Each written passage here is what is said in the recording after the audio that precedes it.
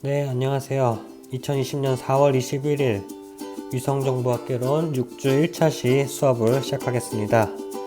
오늘도 여러분들이 보내주신 질문으로 수업의 문을 열도록 하겠습니다. 많은 질문들을 보내주고 있어요. 여러분들이. 오히려 대면 수업을 할 때보다 비대면 수업을 하면서 여러분들이 이제 동영상도 보고 퀴즈도 풀면서 궁금했던 부분들을 더 잘 물어보고 있는 것 같아요. 아무래도 직접 수업 시간에 물어보다 보면은 다른 학생들도 신경 쓰고 그럴 텐데 오히려 비대면으로 또 이렇게 온라인으로 물어보다 보니까 더 좋은 질문들이 많이 나오는 것 같습니다. 그래서 개인적으로 뿌듯하고 열심히 수업을 잘 듣고 있는 것 같다는 생각이 들어요. 오늘도 세 가지 질문이 있었는데 그 중에서 첫 번째는 이겁니다. 영상 융합은 초분강 영상으로 볼 수는 없나요? 이런 질문이었어요. 그 다음에 덧붙인 말이 영상 융합은 단순히 고해상도의 다중분강 영상 생성을 하는 것이 목적인가요? 그렇게 얘기를 해주셨는데요.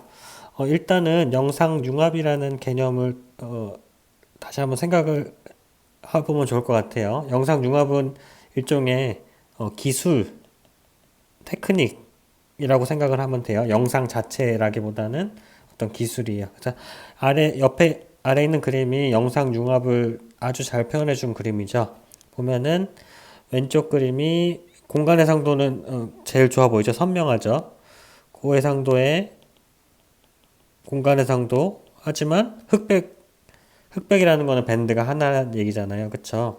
고해상도의 전정색 영상. 즉, 공간 해상도는 좋고, 분광 해상도는 안 좋은 애와, 옆에는 공간 해상도는 좀 떨어지죠. 왼쪽보다. 그쵸? 선명도가 떨어지니까. 그래서 저해상도라고 표현을 할게요. 저해상도의 다중분광 영상. 일단은 지금 컬러긴 컬러인데, 우리가 이제 이 그림만 봐서는 밴드가 몇 개인지는 알 수 없죠. 그쵸? 최소 밴드가 3개인 건 알겠지만, 그거보다 더 많을 수도 있는 거죠.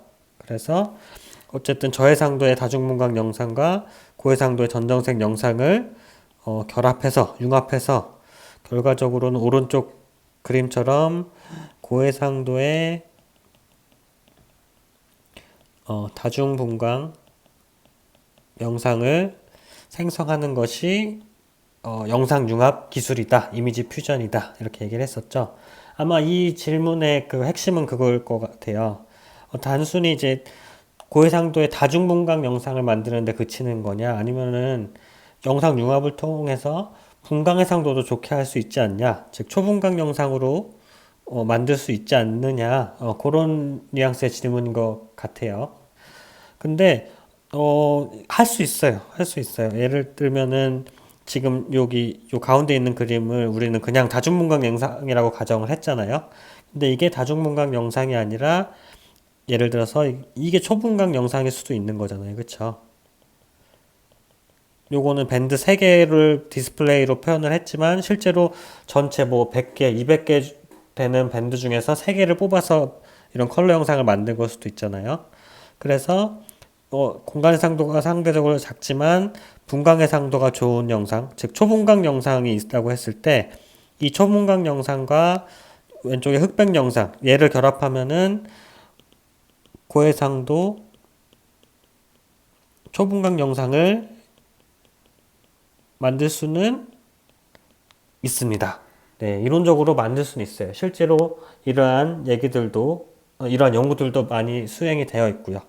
이론적으로는 만들 수 있는데 약간 이제 위험이 있다. 뭐 완벽한 고해상도의 초분광 영상을 만들 수 있느냐에는 약간 한계가 있어요. 왜냐하면은 이 영상 융합의 개념은 영상 융합을 하려는 어떤 근본적인 그 근거는 이 흑백 영상에서 취득하는 이 파장 영역과 다중분광에서 취득하는 파장 영역이 어느 정도 일치한다는 가정하에 이 둘을 융합하는 거거든요. 근데 만약에 우리가 초분광 영상, 다중분광 영상 대신 초분광 영상, 즉 분광 범위가 다중분광 영상보다 훨씬 더 넓은 요런 범위의 초분광 영상과 상대적으로 분광 범위가 좁은 전정색 영상 얘네 둘을 융합을 하게 되면 아무래도 이런 분광 특성이 없는 지역에서는 높은 품질의 고해상도 그 초분광 영상을 얻기가 어렵습니다. 그래서 결론을 말씀드리면은 고해상도 영상 융합을 통해서 고해상도 초분광 영상을 만들 수는 있지만 막 그렇게 추천이 되진 않는다. 왜냐면은 초분광 영상의 파장대와 고해상도 영상의 파장대가 이제 다를 수 있기 때문이죠. 네, 이렇게 이제 질문에 대한 답을 해주면 될 것 같아요. 자, 두 번째 질문은 퀴즈 2번. 퀴즈 2번에서 고해상도의 의미를 물어봤어요. 퀴즈 2번이 뭐였냐면 제가 보기 5개 중에서 고해상도 센서가 탑재된 위성이 아닌 것은 이었어요. 그래서 뭐 아리랑 3A호, 월드뷰 3호, 아이코노스, 랜셋 8, 킥버드 2 이렇게 했는데 여러분 답이 뭔가요? 그죠? 랜셋 8이죠. 저 랜셋 8은 우리 배우진 않았지만 여러분들 조사했죠, 그쵸? 여러분들이 잘 조사했다는 가정하에 이런 문제를 내고 있어요. 흑백은 15m고 멀티스펙트럴은 30m죠. 그죠? 다른 것들에 비하면 이제 공간의 상도가 좀 떨어져요. 그래서 얘가 답인데, 질문은 이런 질문이에요. 요 랜셋이 답인 거는 이제 아는데, 랜셋 8이 다른 보기들에 비해서 공간의 상도가 떨어지기 때문에 답인 건지, 아니면은 우리가 일반적으로 부르는 고해상도에 공간해상도 범위가 있는지 그런 질문을 해줬어요. 즉 공간해상도가 얼마일 때 우리는 고해상도라고 얘기를 하느냐, 그런 기준이 있느냐라는 질문을 해줬는데 이거 굉장히 좋은 질문이에요. 충분히 공부를 열심히 하다 보면 생각할 수 있을 만한 그런 질문이고요. 요거는 사실 딱 몇 미터, 뭐 1미터보다 더 좋으면 고해상도, 나쁘면은 중해상도, 중저해상도다. 이렇게 딱 명확하게 말할 수 있는 기준은 없어요, 사실. 뭐 문헌마다도 다르고, 뭐 일반적으로 통용되는 건 있지만 딱 이렇게 정해진 기준은 없어요. 뭐 옛날 우리 중고등학교 때처럼 뭐 수학 이런 것처럼 딱 떨어지는 게 답이 있으면 좋을 텐데 앞으로 이제 우리가 배울 것들은 그렇게 딱 답이 떨어지는 것들이 많지는 않아요. 이것도 마찬가지로 고해상도를 정의하는 기준이 딱 정의가 되어 있지는 않습니다. 근데 우리는 통상적으로 보통 이제 고해상도 영어로는 하이 스페이셜 혹은 하이 스페이셜까지 쓸게요. 스페이셜을 생략하기도 해요. 하이 스페이셜 레졸루션이라고 하는데 요건 이제 통용적으로 이게 통상적으로 사용이 되는 거예요. 이게 딱 정확한 건 아니지만 우리가 일반적으로 고해상도라고 하면은 공간해상도가 약 흑백 영상 기준으로 1m 정도 1m 정도 내외면은 우리는 고해상도라고 표현을 합니다. 그리고 요새는 이제 1m보다 더 좋은 애들이 많이 있잖아요. 그런 애들도 다 고해상도라고도 하지만 경우에 따라서는 앞에 베리 알죠? 우리 베리 하이 레솔루션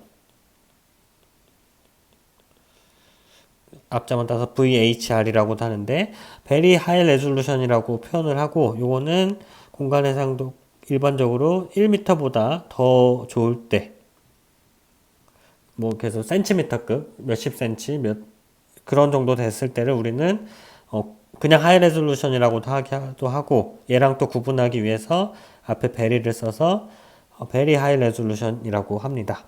그래서 그게 뭐 대략 1m를 기준으로 제가 얘기를 했지만 딱 그게 명확한 딱 정해진 기준은 아니다 하고 얘기를 하면 전달하고 싶어요. 아주 좋은 질문이었어요.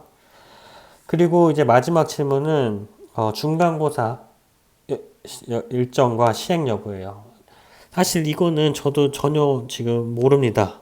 뭐, 얘기 받은 바가 없어요. 들은 바가 없습니다, 아직. 원래 뭐 그 공문 같은 걸로 얘기를 해주곤 하는데 지금 고민이 많은 것 같아요. 중간고사를 보면 좋을지 아니면은 보긴 봐야겠죠. 근데 대면 수업 자체가 이제 될지 안 될지 또 되면 언제 될지 모르니까 아직 정해진 게 없습니다. 시행 여부도 뭐 정해진 건 없는데 보긴 봐야겠죠. 그래서 이 부분은 제가 뭐 일정을 알게 되는 대로 바로 전달을 할게요. 그리고 지난번에도 얘기를 했었지만 뭐 이런 중간고사 당연히 중요하죠. 학점 중요하지만 그거보다 더 중요한 거는 이렇게 여러분들 열심히 수업을 듣고 퀴즈도 풀고 또 궁금한 거 있으면 또 질문도 하고 그렇게 지식을 쌓아가는 그런 노력을 하는 게 더 중요할 것 같아요. 네, 이렇게 복습 겸 질문에 대한 답을 마치도록 하겠습니다. 네, 자, 그러면 이제 오늘 본 수업으로 들어가도록 할게요. 오늘은 능동형 센서 중에 레이더에 대해서 수업을 하도록 하겠습니다. 그래서 강의 계획을 보시면은 이제 오늘 6주차의 첫 번째 1차시고요. 지난 시간에는 이제 분광해상도와 위성정보 그리고 더 세부적으로 초분광 영상에 대해서 배웠죠. 그리고 그 전 숙제에서 여러분들이 고생을 많이 했던 그 컴셋5에 대한 해상도를 찾는 그런 숙제도 있었죠. 뭔가 이제 다 분광해상도 측면에 대한 접근이었고 컴셋5가 이제 결국 이제 마이크로파잖아요. 그래서 마이크로파의 어떤 다양한 것들을 찾느라고 여러분들이 고생을 했었는데 그 기세를 몰아서 오늘도 그 마이크로파 센서인 싸에 대해서 레이더 센서에 대해서 공부를 하고자 합니다. 그리고 보시면은 이제 계획이 조금씩 바뀌고 있어요. 근데 바뀌다 보니까 중간고사 얘가 어느새 여기까지 내려와 버렸네요. 그쵸? 조금 더 가면 이제 기말고사네요. 그쵸? 어떻게 될지 모르겠어요. 얘네들이 만날 건지 아니면 중간고사가 없어질 건지 그런 계획은 이제 학교 차원에서 결정이 되면 또 거기에 맞춰서 저도 이제 판단해서 결정해서 결정하는 대로 바로 여러분들에게 전달을 하겠습니다. 자, 이제 레이더는 요거의 약자예요. Radio Detection and Ranging. 요거의 약자. 앞에는 RA, 그리고 D, A, R. 요걸 따서 레이더라고 합니다. 레이더는 이제 1900년대, 30년대쯤에 요런 사람들, 테일러와 영이라는 사람들에 의해서 소개가 되었대요.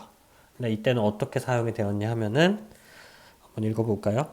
고주파의 송신 안테나를 강 한쪽에 설치한 후에 다른 한쪽에 수신기를 설치해서 얘네 둘이 이제 사이에 오가는 배들 얘가 이제 전파를 이렇게 한쪽에 송신기에서 쏴서 수신기에서 받아들이는 동안 배들이 왔다 갔다 하면서 이 배들의 이제 오가는 것들을 파악하는 원리가 이제 처음 활용이 된 거라고 하네요. 이 레이더라는 기술이. 근데 이제 고주파라는 용어를 한번 보면은 고주파라는 게 뭐죠? 주는 이제 주파수잖아요. 그쵸? 주파수인데 그 주파수가 높다는 거죠. 좀 여러분들이 이제 여기까지 공부한 상황이라면 여기서 한번 의심을 한번 해볼 필요가 있어요. 뭔가 이상한 부분을 찾을 수 있을지도 모르겠어요. 고주파라고 나왔는데 이 레이더라는 건 이제 마이크로파. 여기서는 이제 전파는 마이크로파보다 더 긴 파장이거든요.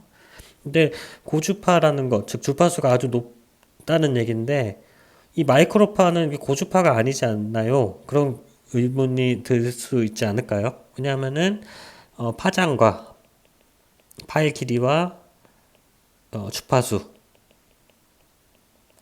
얘네 둘은 항상 반비례한다고 했었죠. 그래서 고주파 이 주파수가 높다는 얘기는 파장이 어때야 돼요?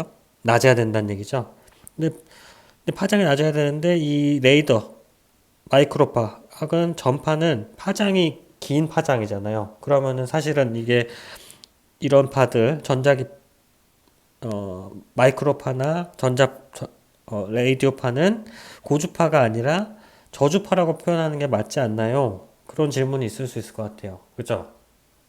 네, 맞아요. 그런 질문이 있을 수 있을 것 같은데, 여기서 말하는 이제 고주파란 용어는, 이건 일반적으로 우리가 그렇게 부르는 개념이라고 생각하면 될 것 같아요. 그래서 고주파라는 게 주파수가 높은서 고주파라는 게 아니라, 우리는 일반적으로 이 라디오, 전파라고 부른다, 한국말로는. 마이크로파보다 좀 더 긴, 라디오 프리퀀시, 라디오 주파수대 영역의 주파수 혹은 파장은 우리가 일반적으로 고주파라고 부른다고 하네요. 그래서 고주파. 그래서 약 30MHz 이상인 경우 우리는 이제 고주파라고 부른다고 합니다. 이 고주파가 진짜 주파수가 높아서 그런 게 아니라 이 라디오파 중에서 라디오파가 이제 고주파라고 표현을 하는 거죠. 이거보다 더 예를 들면 가시광은 훨씬 더 주파수가 높겠죠. 그냥 파장이 짧기 때문에. 그래서 그렇지만 우리는 가시광 영역을 이제 고주파라고 표현 안 하잖아요. 실제로는 훨씬 더 높은 고고고 주파긴 하지만, 매우 높은 고주파긴 하지만, 그래서 이 고주파는 일종의 이름, 이 파장력을 부르는 이름이다라고 생각을 하면 될 것 같아요. 그러면은 이해가 어렵지 않을 것 같아요. 그래서 처음에는 이 라디오파, 이 전파를 이용했어요. 근데 최근에는 이 전파가 아닌 마이크로파를 대부분 이용한다고 합니다. 좀 더 이제 짧은, 상대적으로 짧은 파장대의 마이크로파를 이용하긴 하지만 처음에 이제 레이더라고 불러진 이름은 그대로 사용을 한다고 합니다.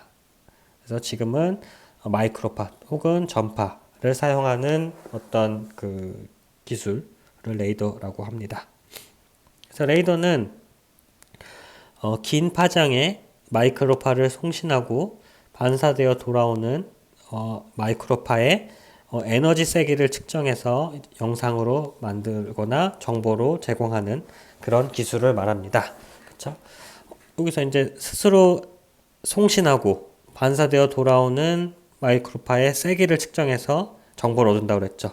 요런 송신과 이제 돌아오는 요런 부분을 보면 여러분들은 어떤 개념이 떠오르시나요? 네. 그렇죠? 능동형 센서. 라는 걸 알 수 있겠죠. 송신한다는 얘기는 스스로 에너지를 쏜다는 얘기니까. 그래서 능동형 센서까지 얘기를 할 수 있을 것 같습니다.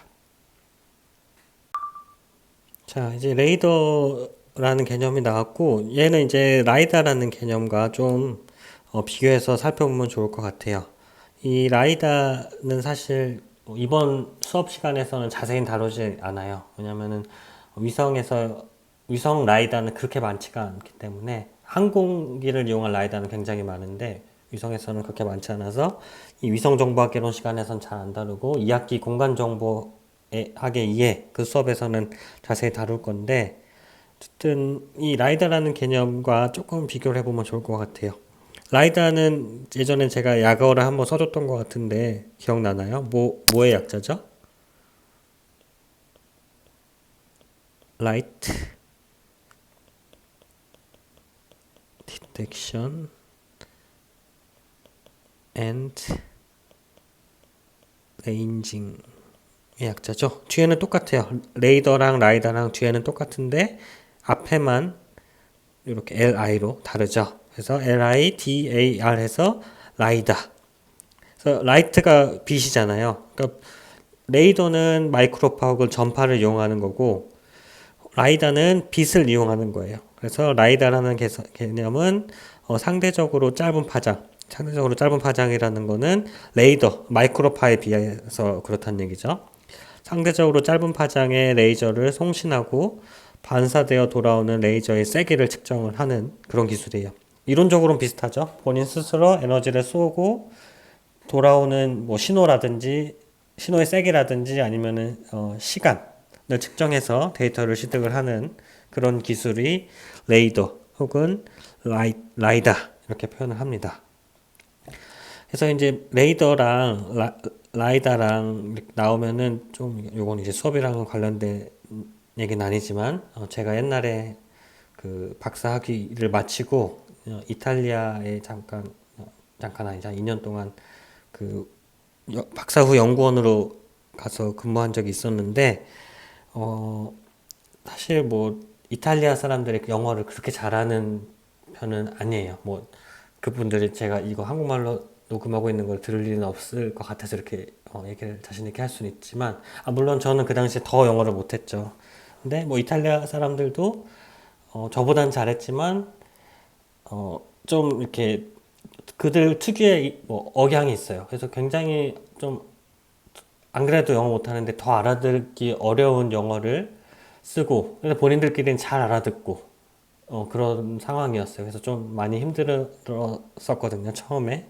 근데 그런 힘들었던 여러 가지 기억 중에서 기억나는 게 이 라이다만 보면은 이게 저희는 이제 라이다라고 읽고 레이더는 레이더라고 읽는데 이탈리아 사람들은 이거를 읽는데 제가 두 개 구분을 전혀 못 하겠더라고요. 제가 그래서 레이더 뭐라고 발음하냐? 뭐 레이더 뭐 라이더 어떻게 발음하냐? 그럼 뭐 레이더. 그래서 제가 보기엔 너무 똑같이 발음을 하는데 그 이탈리아 사람들 연구원들끼리는 굉장히 잘 구분을 하더라고요. 그래서 네 얘기를 왜 했는지 모르겠지만 어쨌든 그런 기억이 있어요. 뭐 발음이 좀 비슷하기도 하고 뭐 기술도 비슷하고 하지만 또 핵심적인 차이는 어떤 파장대에 에너지를 사용을 하느냐가 차이가 되겠죠. 그리고 뭐 그 얘기 나온 김에 뭐 한 가지 더 다른 얘기를 하자면 뭐 수업만 듣고 싶다 하는 학생들은 이게 오른쪽 그 버튼 오른쪽 화살표 버튼을 여러 번 누르세요. 다음 페이지가 나올 때까지 누르시면 됩니다. 넘어가면 되고요. 또 하나 얘기를 하고자 하면은 제가 요 이제 비대면 강의를 하면서 원래는 전혀 뭐 관심이 없거나 뭐 잘 몰랐던 부분에 대해서 좀 관심이 많아진 것이 두 가지가 있는데 첫 번째는 이제 유튜브 맞나? 유튜브인가요? 관심 있다고 하면서 이거 잘 모르네. 유튜브 하나는 태블릿 PC 요 두 가지에 대해서 이제 관심이 굉장히 많아졌어요. 근데 유튜브는 이제 여러분들은 유튜브 세대잖아요, 그쵸? 저희 때만 해도 이제 인터넷으로 검색은 무조건 이제 네이버나 뭐 그런 걸로 다 검색을 했는데 요새는 일단 이제 유튜브로 검색을 한다고 하더라고요. 대학원생이랑 얘기를 해보니까. 그래서 이제 좀 훨씬 더 동영상으로 나와 있다 보니까 배우기도 쉽고 그래서 유튜브로 검색을 많이 한다고 하는 게 이제 또 신기했고 근데 처음에 유튜브를 저도 이제 업로드를 유튜브로 하고 그걸 이제 LMS로 링크를 하니까 이제 유튜브를 이제 조금씩 하면서 뭐 이런 동영상 제작하는 법이라든지 뭐 이것저것 관련된 것들을 많이 찾아봤어요. 그리고 동영상 관련된 걸 제작하면서 이제 필기도 해야 되잖아요. 제가 지금 필기도 하다 보니까 뭐 태블릿 뭐 그런 것도 같이 유튜브로 검색을 많이 해보고 검색하다 보니까 자연히 이제 관심이 많이 가게 되더라고요. 그래서 그 라이다의 수업을 하는데 왜 이 얘기를 하냐면 이제 애플의 아이패드에 이제 관심 많은 학생들은 알 수도 있는데 좀 있으면 이제 새로운 모형이 나온다고 해요. 뭐 아이패드 프로 4 프로. 근데 거기에 이제 뭐 새로운 기술 중에 하나가 이 라이다. 이 라이다라는 센서가 탑재가 돼 있다고 하더라고요. 이 그 카메라 옆에. 그래서 라이다라는 원리가 뭐냐면 여기 써 있는 대로 빛을 쏘고 돌아오는 데까지 걸리는 시간을 이용해서 이 센서와 대상물 간의 거리를 재는 거거든요. 그래서 이 라이다라는 기술을 아이패드에 넣어서 그 증강현실 같이 실제 나와 그 사물 간의 거리 같은 거를 재는데 효과적으로 도움을 주도록 하겠다. 그런 목적으로 이제 라이다를 넣는다고 해요. 그래서 뭐 유튜브에서 뭐 이런 태블릿 PC라든지 그런 거 관련된 여러 영상을 보다가 이런 용어가 나오길래 그냥 신기하기도 하고 제 이제 전공 중에 이제 라이다라는 것도 있으니까 뭐 비싸지만 한번 제가 구입을 해보고 이게 라이다가 쓸모가 있는지도 한번 그걸 해볼게요. 해보려고 해요.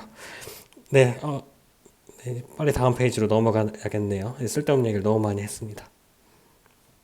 네, 자, 다시 본 수업으로 넘어와서 자, 마이크로파에 대해서 좀 더 얘기를 해볼게요. 마이크로파라는 것은 파장이 뭐 1mm에서 1m 정도까지 전자기파를 총칭하는 말이다. 그래서 요범이라고 얘기를 하네요. 요범이 마이크로 1mm에서 1m까지를 마이크로파라고 하고 아까 그 고주파가 30MHz라고 했었죠. 이 30MHz를 이제 그 파장으로 환산해 보면 약 10의 7승 정도, 10의 7 마이크로미터 정도 돼요. 그래서 요 정도 파장범을 일반적으로 이제 고주파라고 하고, 요거보다 더 긴 파장을 저주파라고 일반적으로 표현을 하는 것 같아요. 일반적으로 고주파, 저주파라고 하는 얘기는. 물론 요 왼쪽으로 가면 갈수록 실제적인 주파수는 더 강해지고요. 파장은 더 짧아지고요. 에너지도 더 강해지고요. 네, 그렇게 마이크로파에 대해서 소개를 하였습니다. 자, 마이크로파의 장단점을 한번 볼게요. 장점은 파장이 긴 거죠. 긴 마이크로파를 이용하기 때문에 날씨의 제약을 거의 받지 않고 대상물을 관측이 가능하다. 파장이 길기 때문에 투과를 더 잘해요. 긴 파장을 이용해서 대기 중에 있는 어떤 작은 먼지들이라든지 수증기, 그 입자보다 더 파장이 더 길기 때문에 그런 것들을 잘 투과해서 지표면에 있는 정보를 우리가 얻을 수 있는 거죠. 그래서 효과 측면에서는 되게 좋죠. 이제 광학 영상 같은 경우는 날씨가 안 좋고 이제 구름 끼고 비가 오고 하면은 지상에 대한 데이터를 효과적으로 얻을 수가 없는데 마이크로파는 그런 제약이 없기 때문에 활용성이 굉장히 높고요. 그리고 지표면의 형태적, 물리적 특성에 민감합니다. 즉 지표면의 작은 뭐 변화라든지 작은 어떤 형상도 민감하게 반응을 해서 데이터를 얻을 수 있다는 얘기죠. 이게 뭐 민감하다는 게 좋을 수도 있고 나쁠 수도 있어요. 뭐 민감하다는 얘기는 그만큼 더 지표면에 대한 정보를 더 정밀하게 표현할 수 있다는 얘기도 되니까요. 그렇죠? 그리고 조건에 따라서 약간의 표층을 투과하기도 합니다. 마치 이제 구름이나 수증기를 통과하듯이 지표면의 일부도 이제 어느 파장대에 마이크로파를 이용하느냐에 따라서 투과를 할 수가 있어요. 이러한 것들이 장점이에요. 그래서 지표면의 가장 위쪽에 대한 정보뿐만 아니라 좀 밑에 쪽, 예를 들면 나무가 있다고 했을 때 나무의 위쪽뿐만 아니라 나무 중간 혹은 나무의 지표면의 정보까지도 얻을 수가 있는 게 마이크로파의 장점이라고 할 수 있을 것 같아요. 반면에 단점을 보면은 일단은 광학 센서에 비해서 전력 소모가 많습니다. 당연하겠죠. 일단은 능동형 센서잖아요. 능동형 센서다 보니까 스스로 에너지를 방출해야 되고 그러려면 이제 방출할 때 필요한 어떤 전력 소모도 있을 거고 그렇죠. 그러한 그 전력 소모가 많이 포함해서 전력 소모가 광학에 비해서 굉장히 많을 거고요. 그리고 복잡한 기초 자료 처리가 필요해요. 이거는 이제 마이크로파가 파장은 길면 길수록 에너지 세기는 작다고 했잖아요. 그래서 에너지 세기가 작기 때문에 그 작은 에너지로 어떤 영상이라든지 데이터를 얻기 위해서는 그 외에 다른 노이즈들도 많고 그런 노이즈를 제거하거나 그 작은 에너지를 잘 영상으로 표현하기 위한 복잡한 처리 기술이 필요한 게 되겠죠. 그리고 일반적으로 광학 센서에 비하여 공간의 상도가 낮아요. 이것도 마찬가지로 마이크로파가 광학 쪽에 비해서 파장대가 길고 에너지가 작기 때문에 에너지가 작은 게 핵심이죠. 어떻게 보면 에너지가 작아서 그 작은 에너지를 가지고 이제 높은 공간된 성도를 얻기 위해서는 더 이제 더 넓은 지역에 대한 에너지를 하나로 모아서 그 영상으로 표현을 해줘야 돼요. 그렇다 보니까 아무래도 상대적으로 광학 센서에 비해서 공간 해상도가 낮을 수밖에 없다. 낮은 게 일반적이다. 이렇게 생각할 수 있을 것 같습니다. 예, 다음은 마이크로파의 이제 파장 영역에 대한 내용이에요. 보시면은 뭐 왼쪽에 무슨 암호명처럼 돼 있죠. 뭐 P, U, H, F, L, S, C, X 뭐 이렇게 돼 있는데 요게 각각 어떤 특정 그 프리퀀시 혹은 특정 파장대를 얘기하는 그 파장 밴드의 이름이라고 생각을 하면 될 거예요. 예전에도 예를 들었지만 광학에서는 뭐 RGB 파장대에 대응되는 거를 이제 RGB 밴드, NIR 밴드 이렇게 표현하는 것처럼 예를 들면은 뭐 220에서 390MHz 혹은 77에서 136cm 정도 되는 파장대를 일반적으로 우리는 P 밴드 혹은 P 코드라고 부릅니다. 이게 약속을 한 거예요. 이거는 왜 그렇게 하냐면은 예전에 레이더 원격 탐사 기술이 비공개이던 시절 굉장히 그 첨단 기술이던 그런 시절에 붙여졌던 이름이 계속 쓰이고 있어요. 이때는 이제 파장대를 얘기해 주지 않고 그냥 암호명으로 얘기를 한 거죠. 그래서 이제 다른 사람들이 이게 어느 파장대를 어떻게 이용한 건지를 모르게 하기 위해서 이렇게 암호명을 썼던 거죠. 예전에 썼던 그 레터 코드를 현재까지 계속 활용을 하고 있는 거죠. 항상 얘기했지만 얘네 둘의 곱은 빛의 속도가 되는 거죠. 그렇고요. 뭐 이렇게 많은 것들이 있는데 일반적으로 많이 쓰이는 그 레이더에서 많이 쓰이는 거는 요 X와 X밴드와 C밴드와 L밴드가 많이 쓰이는 것 같아요. 보면은 여기서 이제 여러분들이 잘 기억을 하고 있는지 한번 중간 테스트 퀴즈를 한번 내볼게요. 컴셋 5는 무슨 밴드라고 했었나요? 네, X밴드 맞나요? 그죠? 컴셋 5는 X밴드라고 했었죠. 잘 기억하고 있죠? 네, 그런 밴드. 상대적으로 뭐 다른 것들에 비해서는 조금 더 긴, 짧은 파장 영역이네요. 그러니까 큰 주파수를 갖는 상대적으로 짧은 파장 영역의 X밴드를 활용을 하고 있는 게 컴셋 5다 라는 거고요. 다음은 이제 X밴드와 C밴드와 L밴드를 비교한 거예요.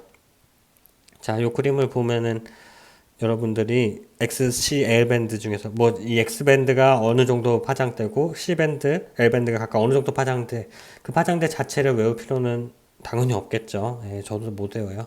그걸 외울 필요는 없는데 요 그림을 봤을 때 세 개 중에 어떤 밴드가 더 긴 파장대인지는 파악을 할 수가 있을 것 같아요. 그죠? X밴드를 요 방향에 쏘고 돌아오는 걸 봤더니 요 나무의 위쪽에서 주로 돌아왔고 C밴드는 조금 더 이제 나무 아래까지 나왔고요. L밴드를 이용했더니 나무의 밑에까지 맞고 돌아오게 한다고 하네요.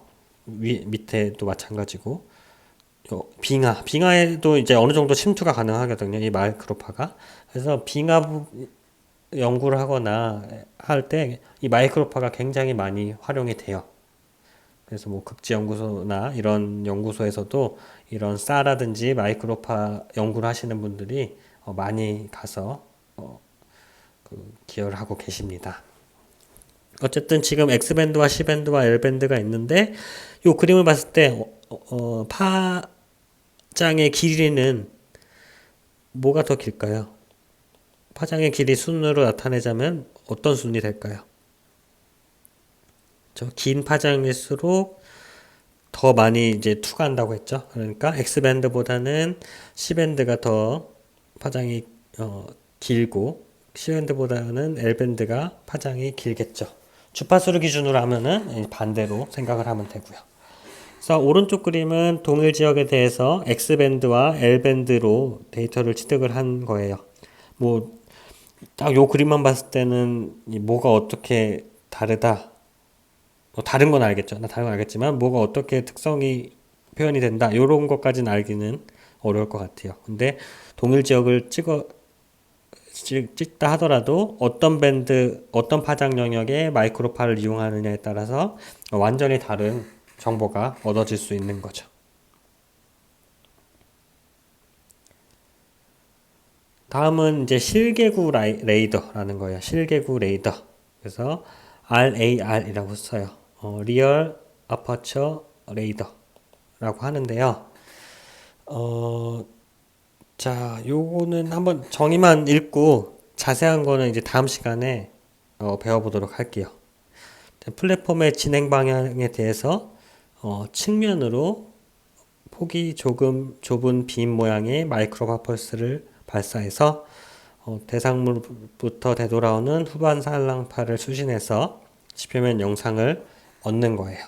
그래서 이거의 핵심은 뭐냐? 레이더 이용하는 거 다 똑같죠. 마이크로파 이용하는 거 다 똑같은데 핵심은 제가 이게 동그라미 친 측면으로 관측한다는 게 핵심이에요. 그래서 이거는 뭐 측면 관측 방식,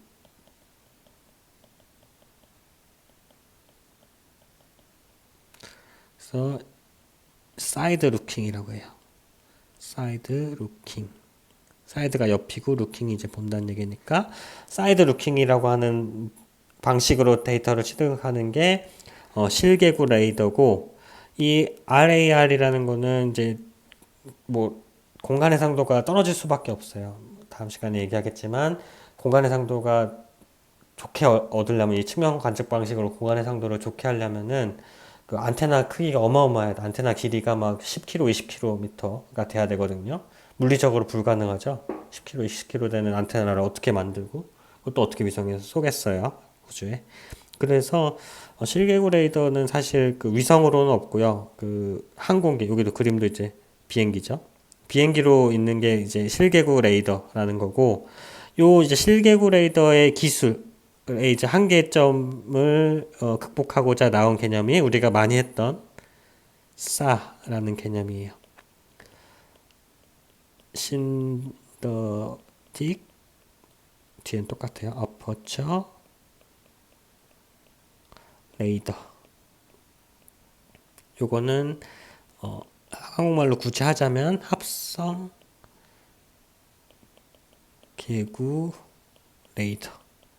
맞는지 잘 모르겠어요. 한국말로 사람들이 말을 안 해서 이제 합성 개구 레이더라고 하는지 잘 모르겠는데, 어쨌든 이거보다는 그냥 줄여서 싸라고 표현을 일반적으로 많이 해요.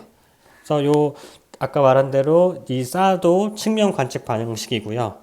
이 RAR, 실개구 레이더와의 차이점은, 이 실개구 레이더는 이제 공간 해상도가 떨어지는 그런 단점이 있어서 그거의 단점을 극복하고자 어떤 그 복잡한 기술적인 처리, 도플러 시프트 어떤 그런 기술을 이용해서 공간 해상도를 좋게 만든 어떤 기술이에요. 그래서 싸는 위성으로 이제 많이 위성으로도 이제 싸 센서를 만들어서 데이터를 취득을 할 수가 있습니다.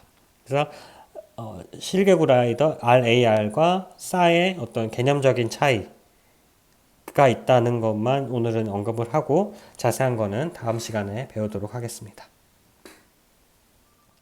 네, 여러분, 오늘도 수고 많으셨습니다. 오늘 제가 뭐 쓸데없는 얘기를 좀 하는 바람에 생각보다 진도를 많이 못 나갔지만, 그래도, 만족합니다. 뭘 그래도, 예. 다음 시간에 또 많이 하면 되니까요. 그죠? 그래서 오늘의 퀴즈는, 원래는 이렇게 위에 거 한 가지만 내려고 했는데, 밑에 하나 더 내기로 결정을 했어요. 일단 위에 거부터 얘기를 하자면, 이건 어렵지 않죠? 그냥 쌀위성과 광학위성, 두 센서 위성의 차이점을 그냥 조사를 하면 돼요. 이제 뭐 여러분들이 조사 안 해도 이제 대충 알겠죠? 뭐, 능동형, 수동형 센서, 뭐, 파장의 차이, 뭐 등등. 여러분들이 뭐, 조사를 더 해도 좋고, 아니면 본인 여태까지 공부한 것들을 가지고 잘 정리해서 적어도 괜찮겠죠. 그렇게 어려운 숙제가 아니에요. 위에 거 그죠? 그리고 두 번째 요거는 사실 오늘 설명을 하려고 했는데 이제 시간이 좀 부족하기도 했고, 그리고 지난 시간에 이제 여러분들이 이제 질문을 해온 어떤 질문의 어떤 퀄리티, 레벨을 보고 제가 조금 뭐라 그러지? 여러분들을 믿고 한번 이 퀴즈를 한번 내보았어요. 그래서 RAR이나 SA가 측면 관측 방식, 사이드 루킹이라는 거는 여러분들 좀 전에 배워서 알고 있죠? 이 사이드 루킹으로 데이터를 취득을 하는데, 즉, 아래 방향이 아니라, 그림 하나 그릴까요? 센서가 있을 때, 이제 밑에 방향으로 쏴서 돌아오는 신호를 얻는 게 아니라, 측면, 이렇게 옆으로 쏴서, 내 관심 있는 곳에 맞고 반사돼서 들어오는 에너지를 가지고 데이터를 취득하는 거잖아요. 근데, 왜 측면 관측 방식으로 데이터를 취득을 할까요? RAR이나 SAR라는 것은 이거는 여러분들이 한번 혼자 고민을 해서 생각해서 답을 적어봐도 좋고요. 그 얘기는 이 답이 틀리고 맞고가 중요한 게 아니란 얘기죠. 항상 강조하지만 여러분들이 퀴즈 답을 틀린다고 해서 감점하거나 이런 건 전혀 없습니다. 시험에서 틀리면 감점이지만 퀴즈의 목적은 여러분들이 더 깊이 있는 공부를 스스로 하길 원하기 때문에 내는 것이라서 한번 본인이 생각을 해봐도 좋고요. 측면 관측 방식을 왜 하는지, 아니면은 찾아봐도 상관없어요. 웹사이트라든지 찾아봐야 되는데 이게 잘 나와 있을지 모르겠네요. 측면 관측 방식을 하는 이유가. 어쨌든 찾아보든지 아니면 직접 생각을 해봐서 답안을 제출을 해주시면 됩니다. 4월 27일 저녁 11시 59분까지 LMS 과제 게시판에 항상 제출한 것처럼 제출해 주시면 됩니다. 네, 그럼 오늘도 수고 많으셨습니다.